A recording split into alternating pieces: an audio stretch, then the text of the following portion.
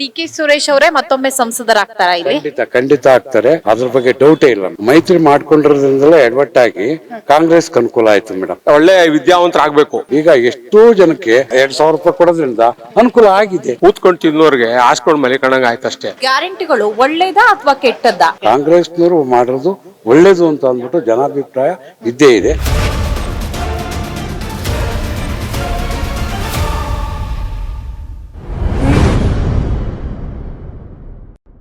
Sir, ತಮ್ಮ ಹೆಸರು? ನನ್ನ ಹೆಸರು ವೀರಣ್ಣ ಅಂತ ಓಕೆ, ಈಗ ಲೋಕಸಭಾ ಚುನಾವಣೆ ಹತ್ರ ಬರ್ತಾ ಇದೆ. ಬೆಂಗಳೂರು ಗ್ರಾಮಾಂತರದಿಂದ ಯಾರು ಸಂಸದರಾದ್ರೆ ಬೆಸ್ಟ್? ಯಾವ ಪಕ್ಷ ಅಧಿಕಾರಕ್ಕೆ ಬರ್ಬೇಕು ಸರ್ ಇಲ್ಲಿ? ಇಲ್ಲಿ ಸಾಮಾನ್ಯಕ್ಕೆ ಲೋಕಸಭಾ ಚುನಾವಣೆ ಅಂತಂದ್ರೆ ಜಾಸ್ತಿ ಜನ ಹೇಳ್ತಾ ಇರೋದು ನರೇಂದ್ರ ಮೋದಿ ಅವ್ರ ಹೆಸರನ್ನೇ ಹೇಳ್ತಾ ಇದ್ದಾರೆ. ಅವರು ಸೆಂಟ್ರಲ್ನಲ್ಲಿ ಒಳ್ಳೆ ಕೆಲಸ ಮಾಡ್ತಿದ್ದಾರೆ, ಮತ್ತೆ ಜನಕ್ಕೆ ಒಳ್ಳೆ ಅಭಿಪ್ರಾಯ ಅವರೆಲ್ಲ ಐತೆ. ಈಗ ಇದು MLA ಎಲೆಕ್ಷನ್ನು ಅದು ಮಾತ್ರ ಕಾಂಗ್ರೆಸ್ಸೇ ಬರಬೇಕು ಅಂತ ಜನಗಳು ಎಲ್ಲರ ಅಭಿಪ್ರಾಯನು. ಈ ಯೋಜನೆಗಳು ತಂದಿರೋದ್ರಿಂದ ಎಲ್ಲರಿಗೂ ಅನುಕೂಲತೆ ಆಗಿದೆ. 2,000 ರೂಪಾಯಿ ಆಗಿದೆ, ಆಮೇಲೆ ಫ್ರೀ ವಿದ್ಯುತ್ ಆಗಿದೆ, ಆಮೇಲೆ ವಿದ್ಯಾ ಯೋಜನೆ ಆಗಿದೆ, ಆಮೇಲೆ ಕರೆಂಟ್ ಫ್ರೀ ಆಗಿದೆ. ಇವೆಲ್ಲ ಜನಕ್ಕೊಂದು ಸ್ವಲ್ಪ ಅನುಕೂಲ ಆಗೋದ್ರಿಂದ ಎಲ್ಲರೂ ಸಿದ್ದರಾಮಯ್ಯನ ಲೈಕ್ ಮಾಡ್ತಾ ಇದ್ದಾರೆ. ಸೆಂಟ್ರಲ್ಲಿ ಮೋದಿ ಅವ್ರನ್ನೇ ಲೈಕ್ ಮಾಡ್ತಾ ಇರೋದು. ಅಂದ್ರೆ ಲೋಕಸಭಾ ಚುನಾವಣೆ ಅಂತ ಬಂದ್ರೆ ಮೋದಿ ಅವರೇ ಬೆಸ್ಟ್ ಅಂತ ಹೇಳ್ತಿದ್ದೀರಾ? ಹೌದು, ಖಂಡಿತ. ಈ ರಾಜ್ಯಸಭೆ ಇದ್ರದ್ದು ಮಾತ್ರ ಸಿದ್ದರಾಮಯ್ಯನ ಹೆಸರನ್ನ ಹೇಳ್ತಾ ಇದ್ದಾರೆ. ಓಕೆ, ಈಗ ಈ ಬಾರಿ ಲೋಕಸಭಾ ಚುನಾವಣೆಗಾಗಿ ರಾಜ್ಯದಲ್ಲಿ ಬಿಜೆಪಿ ಮತ್ತೆ JDS ಮೈತ್ರಿ ಮಾಡ್ಕೊಂಡಿದೆ.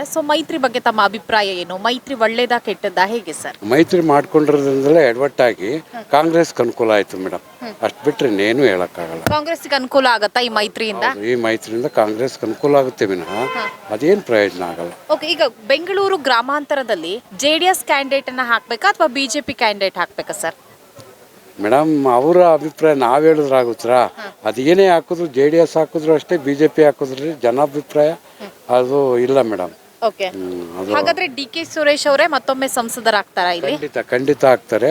100% ಆಗ್ತಾರೆ ಹೊರತು ಅದ್ರ ಬಗ್ಗೆ ಡೌಟೇ ಇಲ್ಲ ಮೇಡಮ್. ಓಕೆ, ಈಗ ಮೈತ್ರಿ ಕ್ಯಾಂಡಿಡೇಟ್ ಆಗಿ CP ಯೋಗೇಶ್ವರ್ ಅವರ ಹೆಸರು ಕೇಳಿ ಬರ್ತಾ ಇದೆ.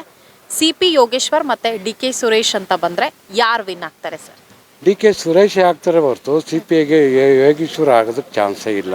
ಅಂದ್ರೆ ಅವರಿಬ್ರು ಫೈಟ್ ಚೆನ್ನಾಗಿದೆ, ಆದ್ರೆ ವಾಲ್ವೇರ ಜಾಸ್ತಿ ಡಿ.ಕೆ. ಶಿವಕುಮಾರ್ಗೆ ಜಾಸ್ತಿ. ಈಗ ಬಿಜೆಪಿ JDS ನಾಯಕರು ಹೇಳ್ತಾರೆ, ಹೇಗಾದ್ರೂ ಮಾಡಿ ನಾವು ಸೋಲ್ಸ್ತೀವಿ ಡಿ.ಕೆ. ಸುರೇಶ್ ಅವ್ರನ್ನ, ಒಂದೂ ಸೀಟ್ ಕೂಡ ಕಾಂಗ್ರೆಸ್ ಈ ಬಾರಿ ಬರಲ್ಲ ಅಂತ. ಎಲ್ಲರೂ ಹಂಗೆ ಹೇಳ್ತಾರೆ. 28 ತಾಂತೀವಿ ಅಂತ ಹೇಳ್ತಾರೆ. ಜನಗಳ ಅಭಿಪ್ರಾಯನ ನೀವು ಈ ಥರ ಸಮೀಕ್ಷೆ ಮಾಡಿ ಹೇಳೋದ್ರಿಂದ ಜನಕ್ಕೆ ಗೊತ್ತಾಗುತ್ತೆ ವಿನಃ ಅವ್ರು ಸುಮ್ಮನೆ ಒಂದು ಇದಕ್ಕೆ ನಮ್ಮದೇ ಅಂತ ಹೇಳ್ತಾರೆ. ಜನ ಈಗ ಯಾರು ದಡ್ರಲ್ಲ, ಅವರವರ ಅಭಿಪ್ರಾಯಗಳನ್ನು ಅವರು ತಿಳ್ಕೊಂಡು ವೋಟ್ ಮಾಡ್ತಾರೆ ವಿನಃ ಅವ್ರು ಹೇಳ್ದಂಗೆ ಕೇಳಲ್ಲ ಮೇಡಮ್. ಹಾಗಾದ್ರೆ ಬಿಜೆಪಿ ಮತ್ತೆ JDS ಮೈತ್ರಿ ಬಗ್ಗೆ ಕಾರ್ಯಕರ್ತರಿಗೆ ಅಸಮಾಧಾನ ಇದೆ ಅಂತ ಆಯ್ತು? ಹೌದು ಮೇಡಮ್, ಕಾರ್ಯಕರ್ತರಿಗೆ ಅಸಮಾಧಾನ ಇದ್ದೇ ಇದೆ. ಹಂಗಾಗಿ ಈ ಕಾಂಗ್ರೆಸ್ ಅನುಕೂಲ ಆಗುತ್ತೆ ಅಂತ ನನ್ನ ಅಭಿಪ್ರಾಯ, ಮತ್ತೆ ಎಲ್ಲರ ಅಭಿಪ್ರಾಯ. ಯಾಕೆ ಸರ್ ಅಸಮಾಧಾನ? ಅಂದ್ರೆ ಮೈತ್ರಿ ಸಂದರ್ಭದಲ್ಲಿ ಎಲ್ಲರನ್ನೂ ಕೂಡ ಪರಿಗಣನೆಗೆ ತೆಗೆದುಕೊಂಡಿಲ್ಲ ಅಂತಾನ ಹೇಗೆ? ಯಾಕಂದ್ರೆ ಸಾಕಷ್ಟು JDS ಕಾರ್ಯಕರ್ತರು ಹೇಳ್ತಾ ಇದ್ರು, ಮೈತ್ರಿ ಮಾಡ್ಕೊಳ್ಳೋದೇ ನಮಗ್ ಗೊತ್ತಿರ್ಲಿಲ್ಲ, ಆಫ್ಟರ್ ಮೈತ್ರಿನೇ ನಮಗೆ ಎಲ್ಲ ಗೊತ್ತಾಗಿರೋದು ವಿಷಯ ಅಂತ. ಹೌದು, ಅವ್ರು ಹಂಗೆ ಮಾಡ್ಕೊಂಡಿರೋದ್ರಿಂದ ಜನಗಳು ಅದೇ ಥರ ಹೇಳ್ತಾ ಇರೋದ್ರಿಂದ ನಾವು JDSನವರು ಯಾವುದಕ್ಕೂ ಕರೆಯಲ್ಲ ನಮ್ಮನ್ನು, ಅವರೇ ಮಾಡ್ಕೊಂಡು ಆನಂತರ ಕರೀತಾರೆ. ಹಂಗಾಗಿ ನಮಗೆ ಬೇಸರ ಆಗುತ್ತೆ ಅಂತ ಕಾರ್ಯಕರ್ತರಲ್ಲೇ ವಿರುದ್ಧ ಆಗಿದೆ ಮೇಡಮ್. ಆಗಿದೆ. ಈಗ ಮಾಗಡಿ ಬಗ್ಗೆ ಮಾತನಾಡೋದಾದ್ರೆ ಹೇಗೆ ಅಭಿವೃದ್ಧಿ ಆಗಿದೆಯಾ, ಹೇಗೆ ಸರ್? ಮಾಗಡಿ ಅಭಿವೃದ್ಧಿ ಆಗಿದೆ ಮೇಡಮ್. ಎಲ್ಲ ನೋಡಿ, ಇವಾಗ ಶಿಕ್ಷಕರ ಒಂದು ಸಮುದಾಯ ಭವನ ಅಂತ 8 ಕೋಟಿಗೆ ಮಂಜೂರು ಮಾಡ್ತಾ ಇದ್ದಾರೆ. ಬಾಲಕೃಷ್ಣ ಅವರು ಓಡಾಡ್ಕೊಂಡು ಒಳ್ಳೆ ಕೆಲಸ ಮಾಡ್ತಾ ಇದ್ದಾರೆ. ಜನಗಳಿಗೆ ಒಳ್ಳೆ ಅಭಿಪ್ರಾಯ ಬಾಲು ಮೇಲೆ ಇದೆ. ಅಷ್ಟು ಬಿಟ್ರೆ ನಾವು ಅವ್ರ ಬಗ್ಗೆ ಇನ್ನೇನು ಹೇಳಕ್ಕೆ ಸಾಧ್ಯ ಇಲ್ಲ ಮೇಡಮ್. ಓಕೆ, ಈಗ ಸ್ಟೇಟ್ ಅಲ್ಲಿ ಕಾಂಗ್ರೆಸ್ ಗವರ್ಮೆಂಟ್ ಅಧಿಕಾರದಲ್ಲಿದೆ, 5 ಗ್ಯಾರಂಟಿಗಳನ್ನ ಕೊಡ್ತಾ ಇದೆ. ಗ್ಯಾರಂಟಿಗಳ ಬಗ್ಗೆ ಏನ್ ಹೇಳ್ತೀರಾ?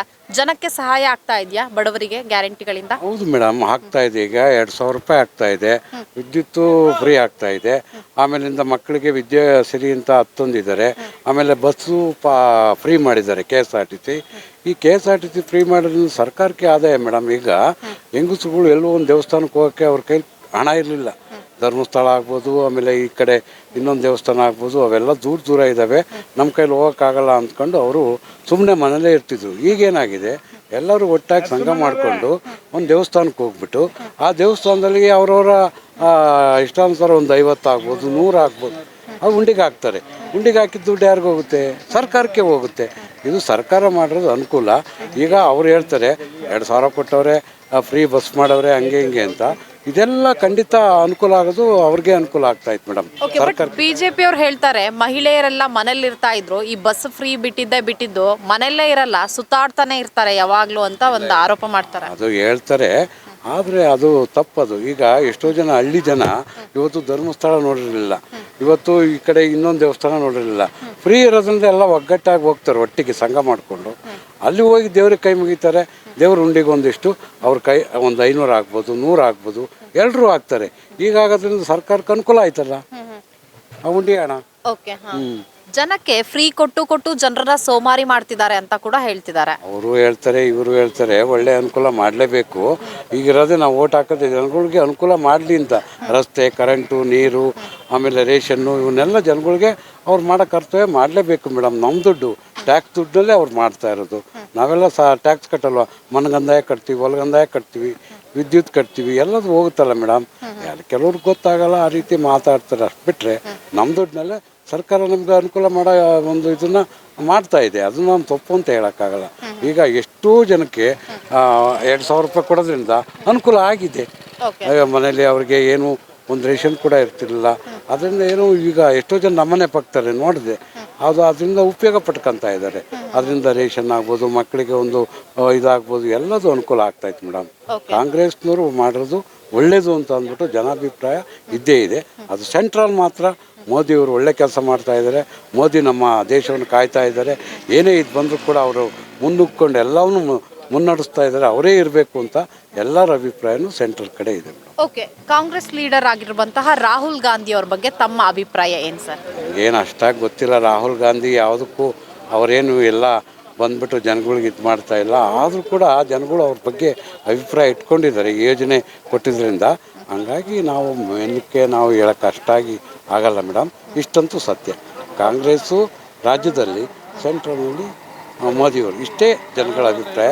ಇನ್ನೂ ಇದ್ದಾರೆ, ಕೇಳಿ ಮೇಡಮ್, ಅಭಿಪ್ರಾಯ ಹೇಳ್ತಾರೆ. ಎಲ್ಲರೂ ಹೇಳೋದು ಕಾಂಗ್ರೆಸ್ಸು ಮತ್ತು ರಾಜ್ಯದಲ್ಲಿ ಸೆಂಟ್ರಲ್ನಲ್ಲಿ ಮೋದಿಯವರು ಅಂತಲೇ ಹೇಳ್ತಾರೆ. ಓಕೆ, ಈಗೇನು ರಾಜ್ಯದಲ್ಲಿ 5 ಗ್ಯಾರಂಟಿಗಳನ್ನ ಕೊಡ್ತಾ ಇದ್ದಾರೆ. ಸೊ ಹಾಗಾಗಿ ಈ ಬಾರಿ ಜನ ಹೆಚ್ಚು ಓಟ್ ಹಾಕುವಂತಹ ಚಾನ್ಸಸ್ ಇದೆಯಾ ಕಾಂಗ್ರೆಸ್ಗೆ? ಇದೆ ಮೇಡಮ್, ಇದೆ. ಇನ್ನೂ ಜನಗಳು ಉತ್ಸಾಹ ಇದೆ ಹೆಣ್ಮಕ್ಳಲ್ಲಿ ಮತ್ತು ಕುಟುಂಬದಲ್ಲಿ. ಈಗ ಒಂದು ಕುಟುಂಬಕ್ಕೆ 2,000 ಕೊಟ್ಟರೆ ಒಂದು ಮನೇಲಿ ಎಷ್ಟು ಜನ ಇರ್ತಾರೆ ಮೇಡಮ್? ಒಂದು 20 ಜನನೂ ಇರ್ತಾರೆ, 15 ಜನನೂ ಇರ್ತಾರೆ, 10 ಜನನೂ ಇರ್ತಾರೆ. ಯಾವುದೇ ಕಾರಣದಿಂದ ಸಿದ್ದರಾಮಯ್ಯವರು ಆ ಹಣ ಕೊಟ್ಟಿರೋದ್ರಿಂದ ನಾವು ಅವ್ರಿಗೆ ಓಟ್ ಹಾಕ್ಬಾರ್ದು ಅಂತ ಯಾವ ಹೆಂಗಸರು ಕೂಡ, ಯಾವುದೇ ಪಕ್ಷದಾದರೂ ಕೂಡ ಅವ್ರ ಮನಸ್ಸು ಬರಲ್ಲ, ಹಾಕೇ ಹಾಕ್ತಾರೆ. ಸಿದ್ದರಾಮಯ್ಯ ಕೈ ಹಿಡ್ದೇ ಇಡ್ತಾರೆ ಮೇಡಮ್, ಅಷ್ಟಂತೂ ಹೇಳ್ಬೋದು. Okay sir, thank you sir. Sir, ತಮ್ಮ ಹೆಸರು? ರಾಮಕೃಷ್ಣ ಅಂತ. ಲೋಕಸಭಾ ಚುನಾವಣೆ ಹತ್ರ ಬರ್ತಾ ಇದೆ. ಬೆಂಗಳೂರು ಗ್ರಾಮಾಂತರದಿಂದ ಯಾರು MP ಆಗಬೇಕು, ಯಾವ ಪಕ್ಷದವರು ಸರ್? ಇದುವರೆಗೂ MP ಆಗಿರೋದ್ರಲ್ಲಿ ಏನು ಕೆಲಸನೂ ಆಗಿಲ್ಲ, ಯಾವುದೇ ಕೆಲಸನೂ ಆಗಿಲ್ಲ, ಬಡತನ ಕೆಲಸ ಆಗಿಲ್ಲ. ಈ ಗ್ಯಾರಂಟಿ ಇಟ್ಕೊಂಡು ಏನೋ ಮಾಡಿದ್ದೀವಿ ಅಂತ ಹೋಗ್ತಾವ್ರಷ್ಟೇ. ಯಾವ ಜನಗಳಿಗೆ ಉಪಕಾರ ಇಲ್ಲ. ಕೂತ್ಕೊಂಡು ತಿನ್ನೋರಿಗೆ ಹಾಸ್ಕೊಂಡು ಮಲಿಕಣಂಗೆ ಆಯ್ತಷ್ಟೇ. ಇವತ್ತು ನೀರಾಗಲಿ, ಒಂದು ಕೈಗಾರಿಕೆ ಆಗಲಿ, ಒಂದು ಏನಾಗಲಿ ಸಂದಿದ್ದೆ ಆಗಿದ್ದರೆ ಇವರು ಒಳ್ಳೆ ಉತ್ತಮದ ರಾಜಕಾರಣಿಗಳು ಅನಿಸ್ಬೋದಾಯಿತು. ಆದರೆ ಏನೂ ಮಾಡಿಲ್ಲ. ಇವರೇ 4-5 ಪೀರಿಯಡ್ನಲ್ಲೂ MLAಗಳು ಇವರೇ ಇದ್ಕೊಂಡು ಏನು ಕೆಲಸನೂ ಇಲ್ಲ. ಎಲ್ಲ ಕೆಲಸಗಳು ಹಂಗೆ ಬಿದ್ದಾವೆ. ಯಾವ ಕಡೆ ಈ ಕಡೆ ಕೆರೆಗಳು ತೊಗೊಳ್ಳಿ, ರೋಡ್ ತೊಗೊಳ್ಳಿ, ಒಂದು ಅಭಿವೃದ್ಧಿ ಆಗಲಿ ಏನೂ ಆಗಿಲ್ಲ. ನೀರಾವರಿ ಇನ್ನೂ ಆಗಿಲ್ಲ. ಮಾಡ್ತೀವಿ ಅಂತ ಹೇಳಿದ್ರು ಪೈಪ್ಗಳಿಲ್ದಂಗೆ ಆಗ್ಬಿಟ್ಟು ಎಲ್ಲ ನೀರುಗಳಿಲ್ಲ. ನೀರುಗಳಿಗೆ ಇವತ್ತು ಒಂದು ಭೂಮಿ ಆಗಲಿ, ಒಂದು ಏನು ಅಭಿವೃದ್ಧಿ ಇಲ್ಲ, ಭೂಮಿ ಅಭಿವೃದ್ಧಿ ಇಲ್ಲ. ಒಂದು ನ್ಯಾಷನಲ್ ಹೈವೇಗಳು, ರಸ್ತೆ ಅಭಿವೃದ್ಧಿ ಇಲ್ಲ. ಇದನ್ನು ಕೇಳೋರೇ ಇಲ್ಲ. ಆಫೀಸ್ಗಳಲ್ಲಿ, ಸರ್ಕಾರಿ ಕಚೇರಿಗಳಲ್ಲಿ ಒಂದು ನ್ಯಾಯಯುತವಾದ ಬಡ ಜನಗಳಿಗೆ ಬಂದರೆ ಒಂದು ಕೆಲಸಗಳಾಗಲ್ಲ. ದುಡ್ಡು ಕೊಟ್ಟರೆ ಕೆಲಸ ಆಯ್ತಾ ಇದ್ರೆ ಇಲ್ಲ. ಅದು ಹೋಗೋರ ಕಡೆಯಿಂದ ಹೋದ್ರೆ ದುಡ್ಡು ಕೊಟ್ಟರೆ ಕೆಲಸ ಇದ್ರೆ ಆಗಲ್ಲ. ಆದ್ದರಿಂದ ಇಲ್ಲಿ ಏನು ಹೇಳಬೇಕು ಅಂತಂದರೆ, ಕುರುಡನಿಗೆ ಏನು ಬಾರಿಸ್ಕೊಂಡ್ರು ಅವ್ನಿಗೇನು ಸೌಂಡ್ ಏನು ಹೇಳಿದ್ರು ಕೇಳಿಸ್ತದೆ. ಆ ಥರ ನಾವು ಕೇಳ್ಕೊಂಡಿರೋದಾಗದಷ್ಟೇ. ಕುರುಡನಿಗೆ ಏನು ಹೇಳಿದ್ರು ಯಾರು ಹೇಳ್ತಾರೆ ಅಂತ ಗೊತ್ತಾಗಲ್ಲ. ಅವನಿಗೆ ಕಿವಿ ಒಂದು ಕೇಳಿಸ್ತದೆ, ಏನು ಗೊತ್ತಾಯ್ತದೆ ಅವನಿಗೆ? ಈ ಕುರುಡ್ರ ಸರ್ಕಾರ ಇದು ಈ ಮಟ್ಟಿಗಿದೆ. ಈಗ ಯಾರು MP ಆದರೆ ಬೆಸ್ಟ್ ಅಂತ ಅನ್ಸುತ್ತೆ ನಿಮಗೆ? ಕಾಂಗ್ರೆಸ್ ಅವ್ರು ಆಗಬೇಕೋ ಅಥವಾ BJP JDS ಮೈತ್ರಿ ಅವ್ರು ಆಗಬೇಕೋ? ಇಲ್ಲ, ಅದನ್ನು ತೀರ್ಮಾನ ಮಾಡೋದು ಇನ್ನೂ ಟೈಮ್ ಇದೆ. ಇನ್ನೂ ಅದು ಟೈಮ್ ಇದೆ. ಅಲ್ಲ, ತಮ್ಮ ಅಭಿಪ್ರಾಯದ ಪ್ರಕಾರ ಯಾರಾದರೆ ಬೆಸ್ಟ್ ಅಂತ ಅನ್ಸುತ್ತೆ? ಯಾರಾದರೂ ಒಳ್ಳೆ ವಿದ್ಯಾವಂತರಾಗಬೇಕು. ವಿದ್ಯಾವಂತರಿಲ್ಲ ಯಾರು ಅಂತವ್ರು. ಈಗ ಹಾಲಿ ಸಂಸದರು DK ಸುರೇಶ್ ಅವರು ಇದ್ದಾರೆ. ಸೊ ಹೇಗೆ ಕೆಲಸಗಳನ್ನ ಮಾಡಿದಾರಾ? ಹೇಗೆ? ಇಲ್ಲ, ಕೆಲಸ ಇಲ್ಲ, ಏನೂ ಆಗಿಲ್ಲ. ₹1 ಕೆಲಸನೂ ಆಗಿಲ್ಲ. ಏನೋ ನಾವು ಇದು ಮಾಡಿದ್ದೀವಿ ಅದು ಮಾಡಿದ್ದೀವಿ ಅಂತ ಏನೂ ಆಗಿಲ್ಲ. ಬರೀ ಡಬ್ಬ ಬಡ್ಕೊಬೇಕಷ್ಟೇ, ಏನು ಕೆಲಸನೂ ಆಗಿಲ್ಲ. ಅವರಿಗೆ ಎದುರಾಳಿಯಾಗಿ ಮೈತ್ರಿ ಅಭ್ಯರ್ಥಿ CP ಯೋಗೇಶ್ವರ್ ಅಂತ ಹೇಳಲಾಗ್ತಾ ಇದೆ. ಸೊ ಇಬ್ಬರ ನಡುವೆ ಒಳ್ಳೆ ಕಾಂಪಿಟೇಷನ್ ಇರುತ್ತಾ? ಹೇಗೆ, ಯಾರು ವಿನ್ ಆಗ್ಬೋದು ಇಬ್ಬರಲ್ಲಿ ಒಬ್ರು ಆಗೋದಾದ್ರೆ? ನಾವು ಅದ್ರ ಬಗ್ಗೆ ಹೇಳಕ್ ಬರಲ್ಲ, ಯಾರಂತ ಹೇಳಕ್ಕಾಗಲ್ಲ. ಇನ್ನು ಅಲ್ಲ, ಮತದಾರರ ಆಸಕ್ತಿ ಯಾವ ಪಕ್ಷಕ್ಕಿದೆ ಅಂತ ಗೊತ್ತಿಲ್ಲ ಮೇಡಮ್.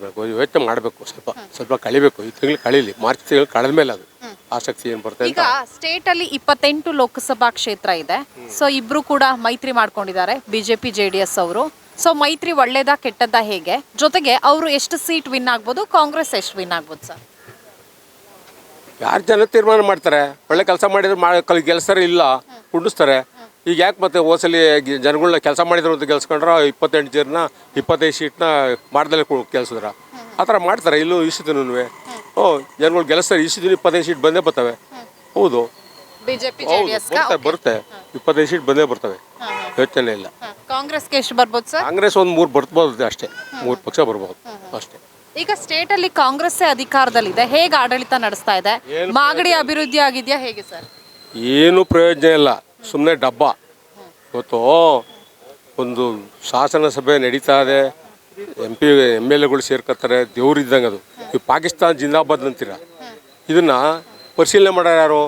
ಯಾರಿದ್ದಾರೆ ಸರ್ಕಾರ? CM FSL ತನಿಖೆಗೆ ಕೂಡ ಕೊಟ್ಟಿದ್ದಾರೆ. ಇನ್ ಕೇಸ್ ಅದರಲ್ಲಿ ಸಾಬೀತಾದ್ರೆ ತಪ್ಪಿತಸ್ಥರ ವಿರುದ್ಧ ಕ್ರಮ ಕೈಗೊಳ್ತೀವಿ ಅಂತ. ನೀವು ಸ್ಟೇಟ್ಮೆಂಟ್ ಕೊಟ್ರ, ನೀವು ಏನು ವಿಷಯ ಮಾತಾಡಿದ್ರ? ಇಲ್ಲ, ಕೊಟ್ಟಿದ್ದೀವಿ ಅಂತಾರೆ ಅಷ್ಟೇ. ಅದು ಯಾವಾಗ ಬರೋದು? ಇವತ್ತು ಮುಖ್ಯಮಂತ್ರಿಗಳು ಈ ಬಗ್ಗೆ ಮಾತನಾಡಿದ್ದಾರೆ. FSL ತನಿಖೆಗೆ ಕೊಟ್ಟಿದ್ದೀವಿ, ಇನ್ ಕೇಸ್ ಅದೇನಾದ್ರೂ ಸಾಬೀತಾದ್ರೆ ಅವರ ಮೇಲೆ ಕಠಿಣವಾದಂತಹ ಕ್ರಮವನ್ನ ಕೈಗೊಳ್ತೀವಿ ಅಂತ. ಯಾವತ್ತು ತೊಗೊಂತೀರಿ ಕಠಿಣ ಕ್ರಮನ? ಮುಚ್ಚಾಕ್ತೀರಾ? ತೊಗೊಂತೀರ ನೀವು? ಇವತ್ತು ಅಸೆಂಬ್ಲಿ ಕ್ಲೋಸ್ ಮಾಡ್ತಾರೆ, ಕ್ಲೋಸ್ ಆಯ್ತದೆ. ಇದು ನಡೀತಾ ಸೆಷನ್ ಕ್ಲೋಸ್ ಆಯ್ತದೆ ಅಷ್ಟೇ, ಮುಗೀತು. ಇನ್ನು ನೋಡ್ಕೊಳ್ಳೋಣ ಆಮೇಲೆ. ಈಗ ರಾಜ್ಯಸಭಾ ಸದಸ್ಯರಾಗಿರುವಂತಹ ನಸೀರ್ ಅಹಮದ್ ಅವರೇ ಹೇಳ್ತಾರೆ, ಅಲ್ಲಿ ಪಾಕಿಸ್ತಾನ್ ಜಿಂದಾಬಾದ್ ಅಂತ ಕೂಗಿಲ್ಲ, ನಸೀರ್ ಅಹಮದ್ ಜಿಂದಾಬಾದ್, ಕಾಂಗ್ರೆಸ್ ಜಿಂದಾಬಾದ್ ಅಂತ ಕೂಗಿರೋದು ಅಂತ. ವಿಡಿಯೋ ಕ್ಯಾಮ್ರಾಗಳೆಲ್ಲ ಏನು ಮಾಡ್ತಾವೆ ಮೇಡಮ್ ಅಂದ್ರೆ, ಇಲ್ವಾ ಪಕ್ಕ ನೋಡಿ ಅದನ್ನೇ ತನಿಖೆ ಮಾಡಲಿ ಅವರು, ಅಲ್ವರಾ? ತನಿಖೆ ಮಾಡಲಿ, ಸತ್ಯ ಪರಿಶೀಲನೆ ಮಾಡಲಿ. ನೋಡ್ಬೋದಲ್ಲ ಅದನ್ನೇ. ಅದು ನೋಡೋದು ಗೊತ್ತಾಗುತ್ತಾನೆ ಎಲ್ಲ ಜನಗಳಿಗೆ. ನೀವು ಮಾಧ್ಯಮದವ್ರು ತೋರಿಸಿದ್ರಲ್ಲ, ಅದನ್ನೇ ತಗೊಳ್ಳಿ, ಬೇರೆ ಹೇಳೋದು ಬೇಡ. ನಿಮ್ಮ ಮಾಧ್ಯಮದವ್ರಿಗೆ ಗೆಟ್ ಔಟ್ ಅನ್ನಲ್ಲ, ಅದು ಸರಿನಾ? ಒಳ್ಳೇದಾ ಇದು? ಒಬ್ಬ ರಾಜಕಾರಣಿಯಾಗಿ ಮಾಡ್ಬೋದಾ ನೀವು? ಒಳ್ಳೇದಂತೀರಾ? ಅದನ್ನ ಹೇಳಿ ನೀವು. ಮತ್ತೆ ಈಗ ತನಿಖೆ ನಡೆದ್ರೆ ತಪ್ಪಿತಸ್ಥರಿಗೆ ನಿಜಕ್ಕೂ ಕ್ರಮ ಆಗತ್ತೆ ಅನ್ಸುತ್ತಾ? ಆಗಬೇಕು. ತಮಿತ್ಗೆ ಎಲ್ಲರೂ ಇದು ಮಾಡ್ಬೇಕು ನೀವು. ಯಾಕಂತೀರಿ ಅಲ್ಲಿ ಪಾಕಿಸ್ತಾನ ಜಿಂದಾಬಾದ್ ಅಂತ ಯಾತಕ್ಕಂದ್ರಿ? ಇಲ್ಲಿ ಅದಕ್ಕೆ ಸಪೋರ್ಟ್ ಮಾಡಿದಾರೆ ಯಾರು? ಅದು ನಿಮ್ಮದೇ ತಾನೇ ಕುಮ್ಮಕ್ಕೆ ಇವೆಲ್ಲ ಮಾಡೋದಕ್ಕೆ. ನಿಮ್ಮ ಸರ್ಕಾರನೇ ಹೇಳಿದೆ ಅಂತ ಹೇಳ್ತೀವಿ ನಾವು. ನೀವು ಹೇಳ್ತೀರಾ ಇಲ್ಲ BJP ಮಾಡಿದೆ ಅಂತ ಅವ್ರು ಹೇಳ್ತಾರೆ, ಅಲ್ವರಾ? ಈ ತನಿಖೆ ಆಗಲಿ, ಯಾವುದಂತೂ ಗೊತ್ತಾದ ಅವ್ರಿಗೆ ಕ್ರಮ ತಗೊಳ್ಳಿ ಅದ್ರ ಬಗ್ಗೆ, ಅಲ್ವಾ? ಮಾಡಲಿ. ಹಾಗಾದ್ರೆ ಈಗ ಸೆಂಟ್ರಲ್ ಬಗ್ಗೆ ಮಾತನಾಡೋದಾದ್ರೆ ಮತ್ತೆ ಮೋದಿ ಅವರೇ ಪ್ರಧಾನಿ ಆಗ್ತಾರಾ? ಅವರೇನೆ ಮೋದಿ ಪಕ್ಕ. ಹೌದು. ರಾಹುಲ್ ಗಾಂಧಿ ಅವ್ರ ಬಗ್ಗೆ ತಮ್ಮ ಒಪಿನಿಯನ್ ಏನಿದೆ? ಏನು ಇಲ್ಲ, ಏನು ಕೇಳ್ಕೊಂಬೇಕಾಗಿಲ್ಲ. ವಿದ್ಯಾವಂತ ಅಲ್ಲ, ನಾಜಕ್ಕೆ ಇಲ್ಲ, ಜನಗಳ ಹತ್ರ ಮಾತಾಡೋ ವಿನಯನೇ ಇಲ್ಲ. ಸುಮ್ಮನೆ ಹೇಳ್ಕೋಬೇಕಷ್ಟೇ. ನಾವು ಇದ್ದೀವಿ ಒಬ್ಬರು ಮೂಲ ನೆಹರು ಅಂತಂದ್ರು ಅಂತ ಹೇಳ್ಕೊಂತಾರಷ್ಟೇ, ಏನೂ ಇಲ್ಲ. Okay sir, thank you. Welcome.